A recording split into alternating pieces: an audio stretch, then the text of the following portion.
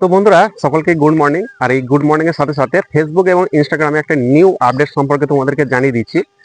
এবার থেকে ফেসবুক এবং ইনস্টাগ্রামে খারাপ ছবি এবং খারাপ ভিডিও আপলোড করতে পারবেন না।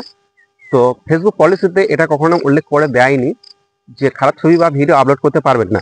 আপলোড করতে পারবেন, কিন্তু আপলোড করার পর মেটা সংস্থা যদি মনে হয় যে এই ছবিটাকে বা ভিডিওটাকে প্ল্যাটফর্মে রেখে দেওয়া যাবে তো রেখে দেবে, আর যদি মনে হয় না এটাকে প্ল্যাটফর্মে রাখা যাবে না তাহলে সেটাকে অটোমেটিকভাবে কিন্তু ঝাপসা করে দেওয়া হবে।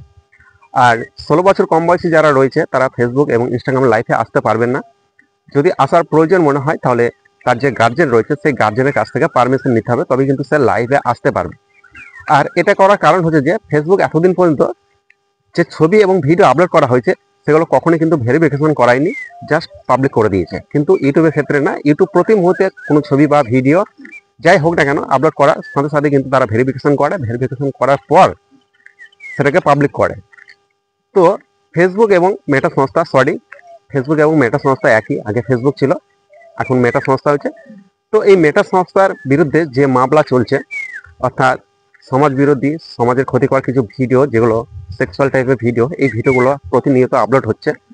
তো এই পরিপ্রেক্ষিতে মেটা সংস্থার বিরুদ্ধে কেস চলছে, আর এই কেসের পরিপ্রেক্ষিতেই এরকম ডিসিশন নিচ্ছে মেটা সংস্থা। তো বন্ধুরা, ফেসবুকের এই আপডেটটা তোমাদের কেমন লাগলো অবশ্যই আমার যে ভিডিও কমেন্ট সেকশন রয়েছে অবশ্যই কমেন্ট সেকশনে কমেন্ট করে জানাবেন।